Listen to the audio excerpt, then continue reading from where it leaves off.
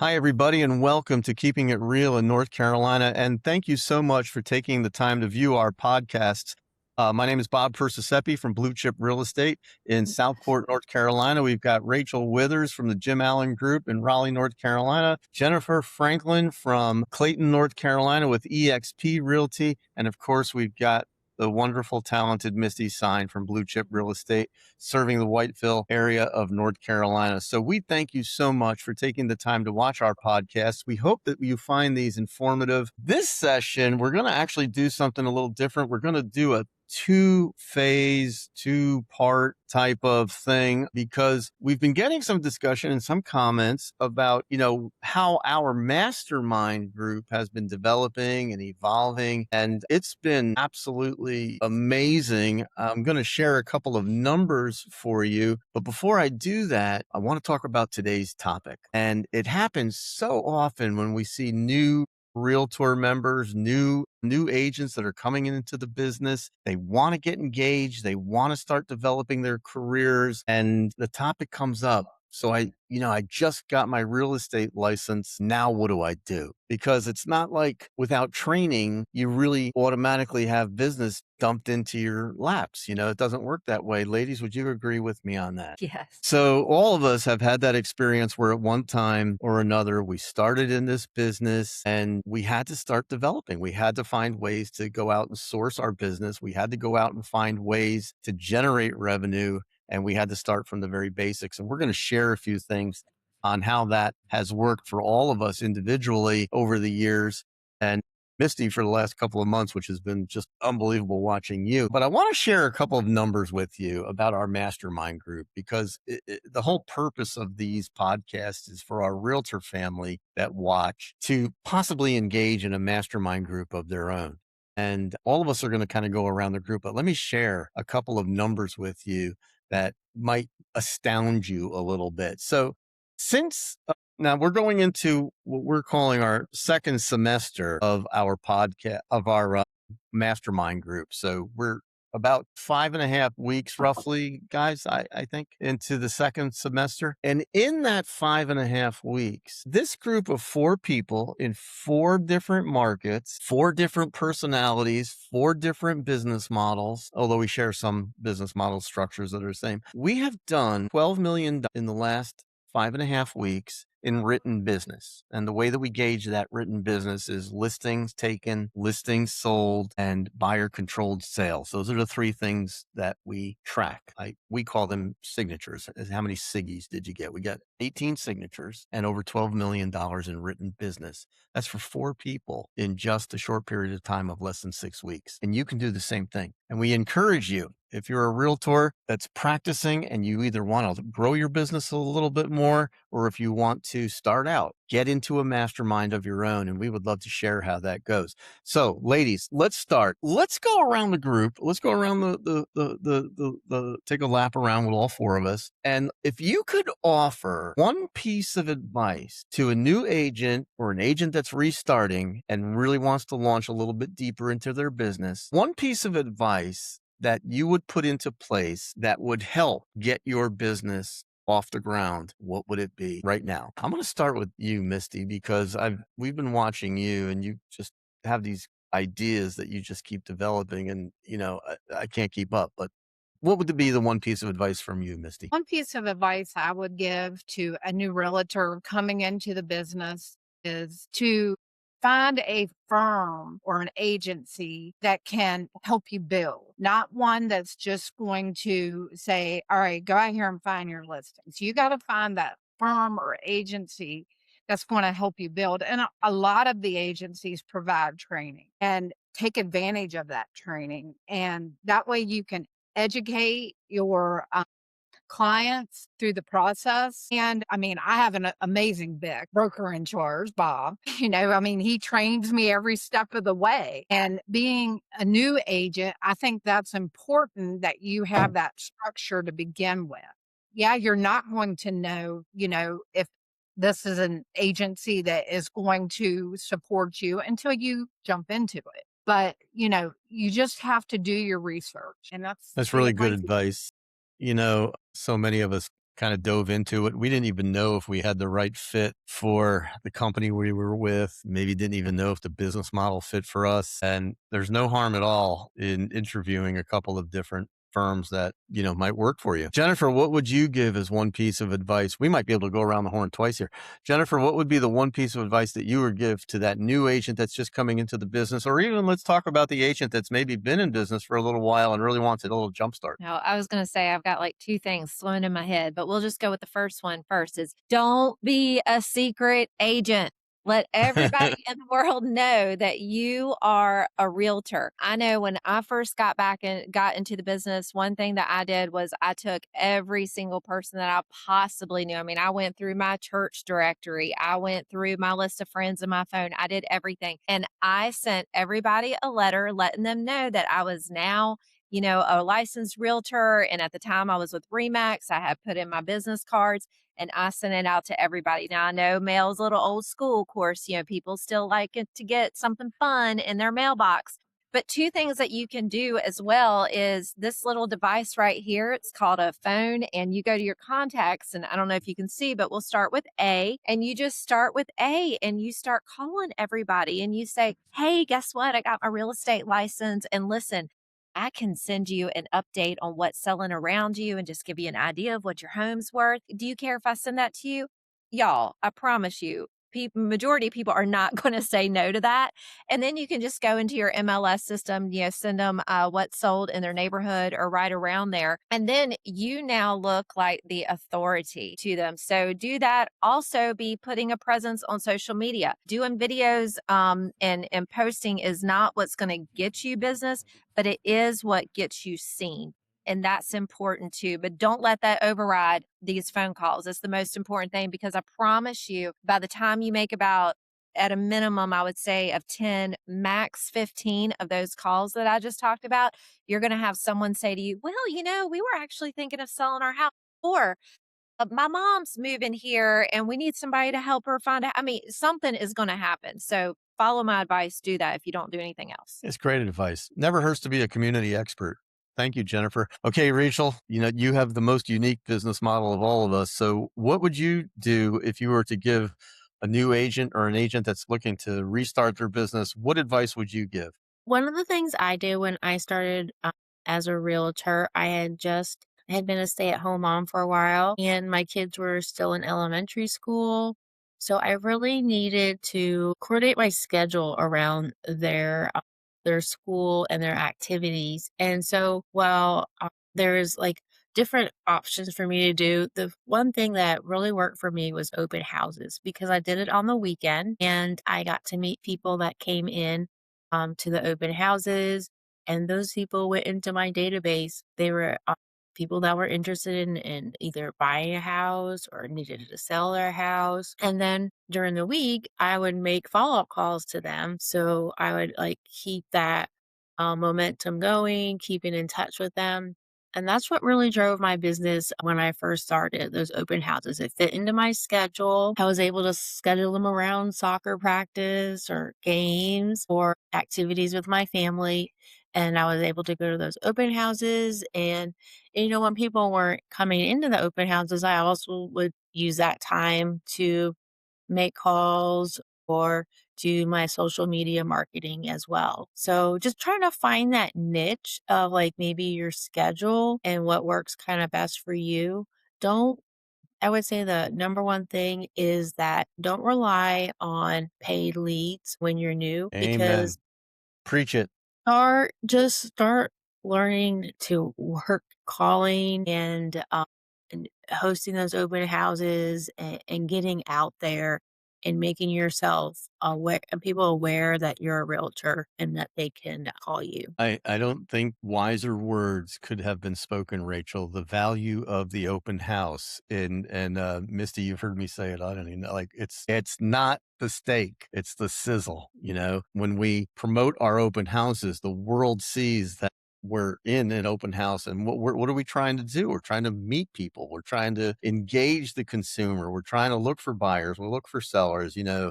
Misty and I are doing one this weekend in Ocean Isle Beach in a beautiful home in a little small HOA in Ocean Isle Beach. Hey, we sent out a mailing to the whole community. Come on out. We'd love to meet you, to the neighbors. You never know. People come to those open houses to interview you. And Definitely.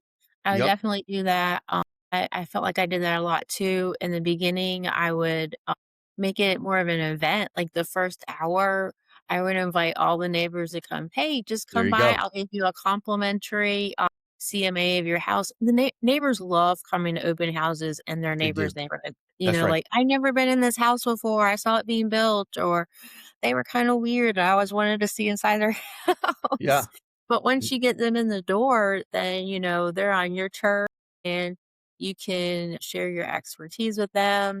You never know that they've been thinking about selling their house, or maybe they have a friend, but once they get to meet you and know you, you can become their trusted realtor. That's awesome, Rachel. Thank you so much. The name of our mastermind is Work First. So, ladies, what do we do? This group of 4 people. What's our primary thing to do when we work first? And the name of our mastermind came out of a quote from Floyd Wickman, my coach and my mentor, where Floyd would say, "Work first each day to winning a saleable listing." That's what Floyd was always preaching to all of his students for decades. Work first each day at winning a saleable listings. And my friends, he used to say something that was always so powerful to me. I always thought it was an interesting way that he said it. Most agents could do pretty well. They could almost double their business if they just took those first 2 words and applied them. Work first. And that's what we do. And we work first. And ladies, how do we do that work first? Where's the foundation of it? We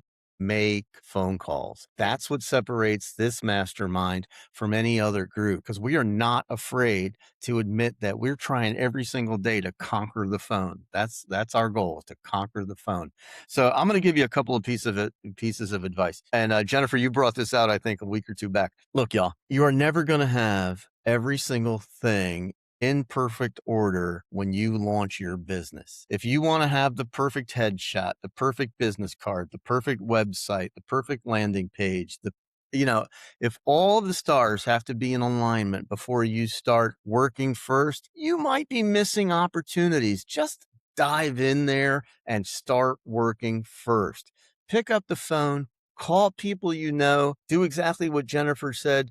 Call people call people you don't know. It's the best way to generate business. It's the best way to get your name out there. This piece is probably the most important. You will find that when you do want to start approaching the whole idea of working first, you may want to engage other professionals just like you. Maybe they're where you are in business. Maybe they're not where you are. But when 3 or 4 or 5 people, build a synergy between them, it's almost biblical where 2 or 3 are gathered, that is a very, very impactful, strong group of people that you can lean on. If you get to mastermind ideas with a couple of like-kind professionals, get together, share your pain, make your calls together. You do your calling sessions as a group. That's what we do. We get together every Monday morning at 10 o'clock and we make our calls together. Who are you going to call? This is who I'm going to call. This is what I want to accomplish today. That's a really great approach. So work first each day to winning a saleable listing and work with a couple of like-kind professionals. Let's go around one more time. Misty, what else would you give for advice? For a first time realtor, you've got to lose that fear of picking up that phone and talking to somebody. So many Absolutely. new realtors are scared of the phone. I mean, you're talking to somebody you've never known. Don't be afraid of it. I mean, call them just like you would your mother or your sister or your brother, family. Just call them. Just start the conversation because that's where it begins. Yeah, that's awesome, Misty. I have had this piece of paper hanging from my monitor of my computer for decades, and this is very simple. Yeah. I That's been mean, and that's sitting on the monitor of my computer for I don't even know how long. It's just I mean, I that's the number one thing. And, being a new realtor, and if you're not used to calling people, get over it. you're I missing. mean, Yeah, that's something that's part of being a realtor. It's just not showing pretty houses or, there's just so many, and we're going to do a podcast on this later. There's just so many components to being a realtor. But to me, the main one is the phone. You have to that's right. call people or you'll never have that opportunity. That's right. Thanks, Misty. That's great advice. It's our most effective tool and it's our least expensive tool. Yeah. Yeah. Real estate's expensive. That's cheap. That's right. That's the Okay, truth. one more piece of advice, Jennifer. Okay, so now that you have your real estate license and you want to get started working, you have now become a lifelong student. When you're riding around in your car, no longer do you listen to music. No, no, no, no, no. You use that time in your car as education. You find podcasts out there. There's ours. Okay, that's number one on your list. There's also podcasts out there, Brian Buffini's podcast. There's Tom Ferry's podcast. I'm going to put a plug in for our coaching company that Bob and I use, floydwickman.com. You can subscribe to their vault for $17 a month, and it is filled with a plethora of education out there. How to go on listing appointments, how to call expireds, how to call for sale by owners, what to do with a buyer. And on all these podcasts, you're going to hear, whether it's ours, Tom Ferry, Brian Feeney, whoever, you're going to hear from people who have had a ton of experience in the business. How do they do things? What is their procedures? What are their systems? And you listen to that and you get it ingrained in your head because it's going into your subconscious, and then you implement it. Okay. So just be learning all the time. Do not complain that you don't have any business or you don't know what to do if you're not even trying to get the education out there. I love it. I love it. I spend so much of my time studying, learning. I love our podcast. Of course, I hope people are taking something out of it, but I listen to everybody, and I mean, literally, I'm constantly trying to learn. And I think that's really helped me stay a little younger, a little fresher, and a little bit more engaged. I appreciate that so much, Jennifer. Rachel, one more piece of advice. So when I'm going to kind of piggyback off what Missy said in the beginning, when you're searching for your brokerage, you're interviewing them, I would definitely interview and ask them questions like, is this a work first brokerage? Or you can have a lot of parties, or are you more focused on working? So, I mean, it's fun to have a little event every now and then, but I would try to surround myself with the top producing agents and people that have a work first mindset. And then while you're at that, because that's going to kind of go into my second point, is real estate isn't a 9 to 5 job. You have to kind of go to the opportunity, and you have to a lot of motivation. So I go to the office every day because being around my workforce people motivates me to make my calls. And, I see all these people around me getting sales. I need to get sales too. And how am I going to do that? So you have to kind of set up a structure for yourself.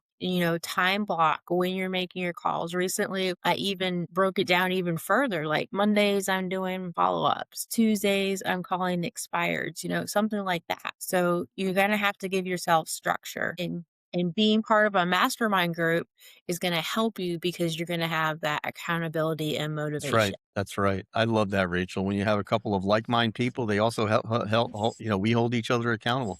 Our call this morning, we were trying to lift each other up, especially me. So thank you guys. Yeah, but I love what you said about working first, Rachel. I mean, that's really what it boils down to. And I want to be involved and engaged in a company that works first because, we're here to make money. Having fun is cool, but working first is even better. Manage your calendar properly. Now, Misty you and I are going on a listing appointment at 4:30 this afternoon on the beach. Okay. Like we don't want to be going out to the beach at 4:30 in the afternoon in the middle of tourist season. We need that like a hole in the head, but we have to do it. That's the business that we've chosen. We have to kind of go in the calendar of the client from time to time. Well, in this case, it's just a prospect. It's not a client, but we do that for a reason. And we do that because we want to make sure that we're building relationships. And sometimes the best time to do it is the best way to do it is, going to their schedule as much as you can. Well, listen, so this is the first part of this podcast. There's going to be a part 2. And in part 2, what we're going to touch base on is going to be Well, we've already understood that there's value in the phone, there's value in having a mastermind group. And of course, if you're interested in putting together a mastermind group, all of us are glad to help you. Subscribe to our podcast, like our podcast, drop notes in the comments, reach out to us. We are always glad to share how you can build a successful mastermind group just like ours, where you will have the ability to work first. But in the second part, what we're going to be talking about is building systems, building processes, building pillars, making the pillars of your business. And we're going to share some really good ideas on our next podcast that might help you get there. And if you've got some old stale pillars that you want to get rid of, maybe we can help you get some new ones in their place. So we're going to talk about that in our next podcast. We hope you'll take the time to visit. Thank you so much for visiting this podcast, Keeping It Real in North Carolina. And we appreciate our viewers. Please take the time to subscribe and share this news with your friends. And remember, working first is the best way to build a real estate business. See y'all. Thank you so much for watching.